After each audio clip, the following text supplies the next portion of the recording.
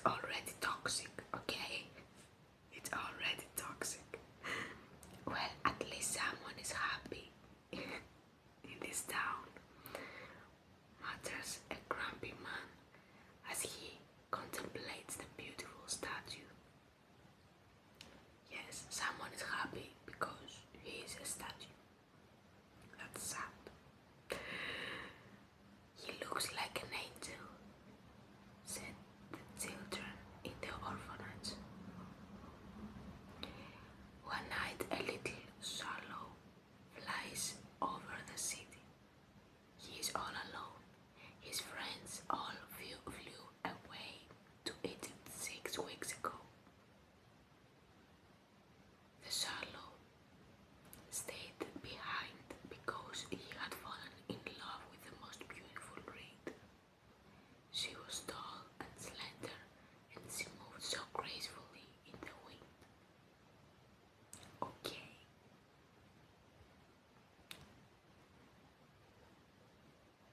The other swallows had laughed at his romance. It's so ridiculous, they said. She has no money and no steady job. Wait a minute. A plant has no money and no steady job. First of all, what's steadier than being a plant?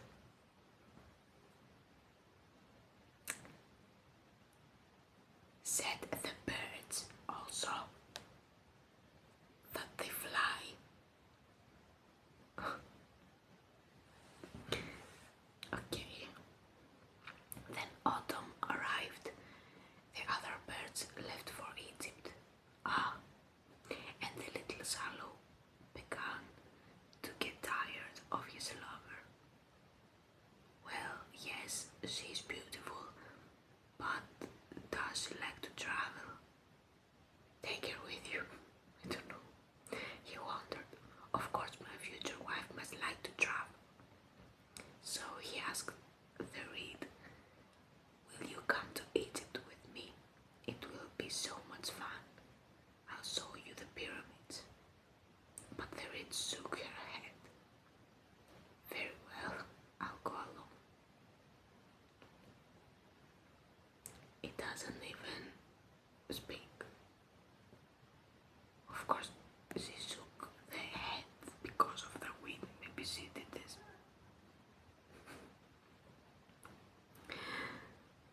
Replied the swallow goodbye, and he flew away towards the city. What's that part of the story? What does the happy prince has to do with this? He arrives in the city after dark. Now, where am I going to sleep? He wonders. He sees the statue of the happy prince. I will sleep there. The view will be magnificent. The swallow lands between the feet of the happy prince. He looks around himself. Amazing, I have a golden bedroom. He is just about to fall asleep when, bloop, a drop of water falls on his head. What? Is it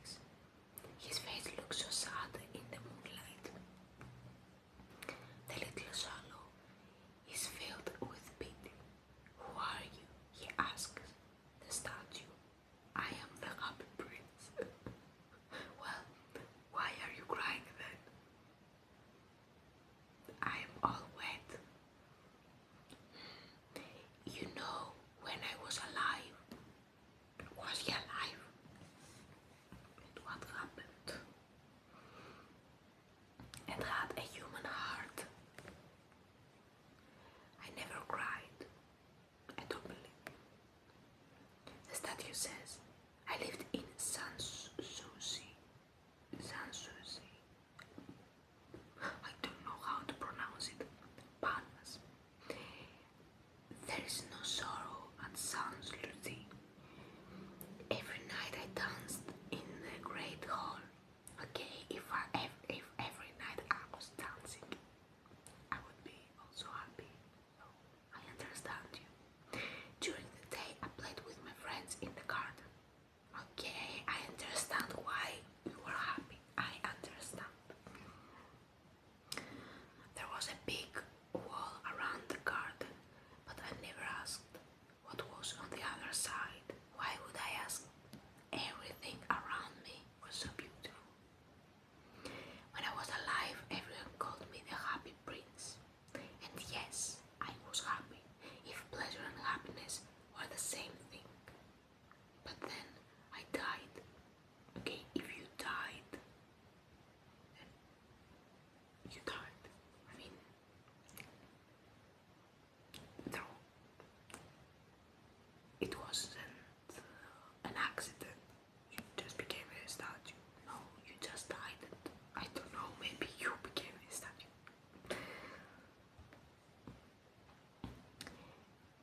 When I died and they put me here, first of all, they put a dead man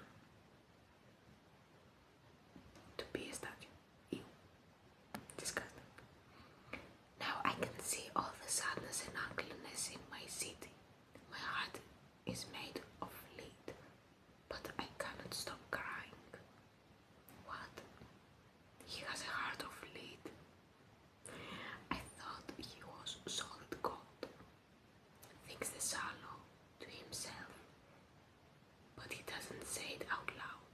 He's so polite. Yes, he is so polite. Far from here, continues the statue, far from here there is a small street.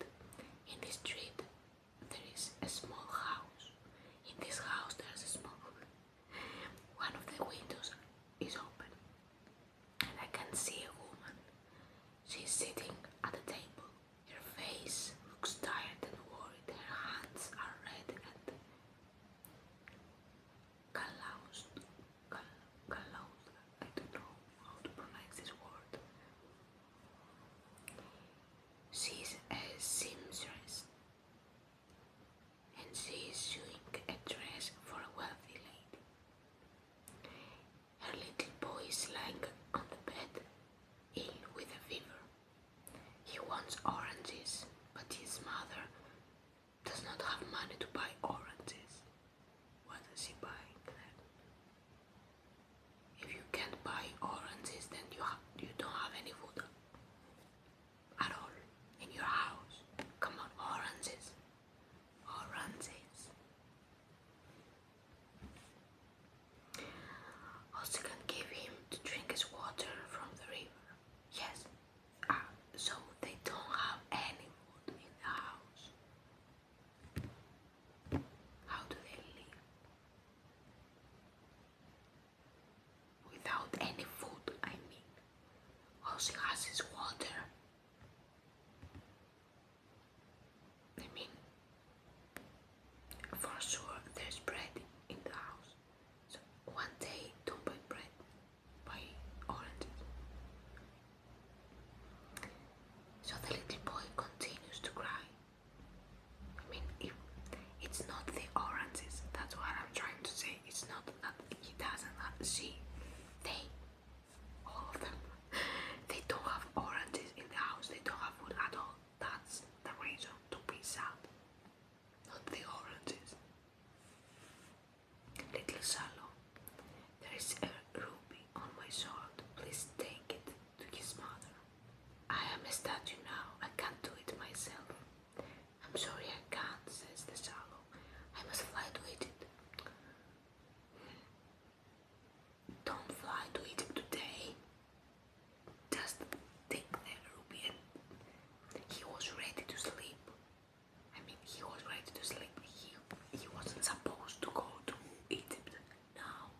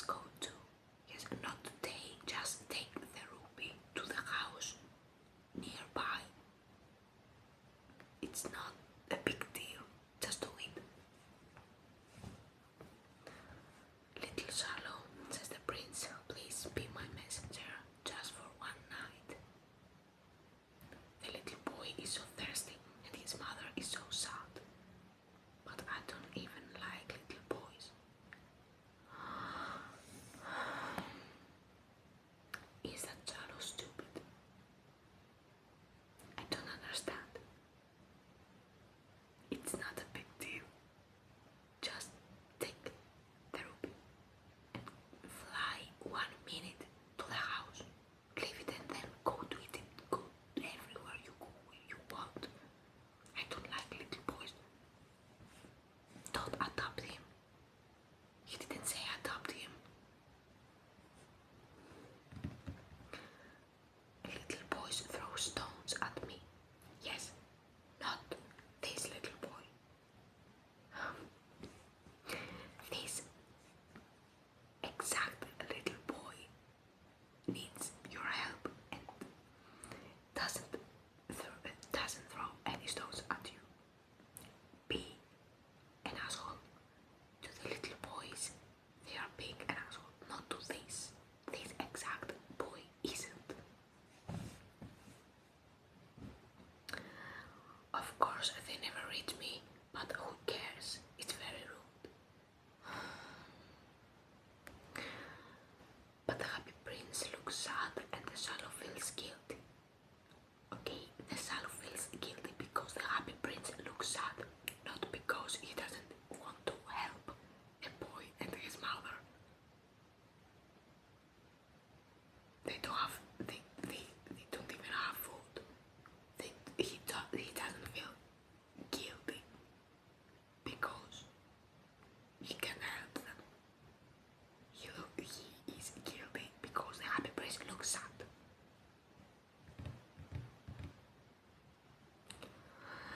It's very cold here, he says, but I will stay 1 night and help you. Oh my god, really? Will you do that for me?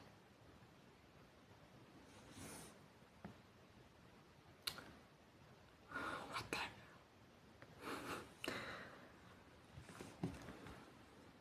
Thank you, little Salo. You're welcome, says the prince. So the Salo removes the ruby from the prince's sword. He holds it in his beak, and flies over the roofs of the city. He flies over the cathedral with its angels made of white marble. He flies over the river and sees the lanterns hanging from the masts of the boats. He flies over the market and hears the seller shout oranges. Come and get your beautiful oranges. Okay. He flies over the palace and hears the sound of music and dancing. A young girl and her boyfriend came out onto the balcony of the palace. The stars are so beautiful, says the boyfriend, and so are you. I hope my dress will be ready in time for the ball, says the girl. My seamstress is so slow. She doesn't have wood. Of course, she will be slow. Finally, the Salo arrives at the woman's house. He looks through the window. The little boy is tossing feverishly in his bed. The mother is so tired that she has fallen asleep at her sewing table. The Salo hops inside. He gently puts the ruby down on the table. Then he flutters around the little boy's head, throws some rocks to get revenge, gently fanning him with his wings. I don't feel hot anymore, says the little boy. I think I'm getting better. When I am sick, I feel cold. I don't know how sick people want to feel cold. I can't stand it. The Salo goes back to see the happy prince. I thought you'd take some oranges and give them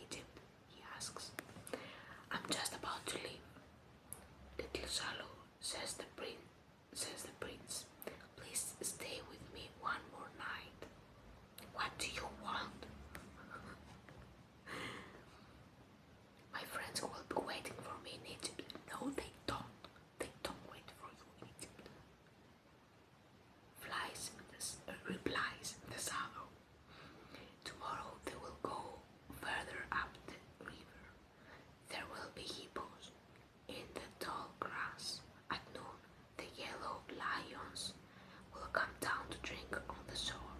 Their eyes are green, like emeralds. I absolutely must see this. You already know this, you've been there 1,000 times, so don't worry. Little Sallow, says the prince, on the other side of town I see a young man. He lives in a grand drafty attic. He's sitting at a desk covered with papers.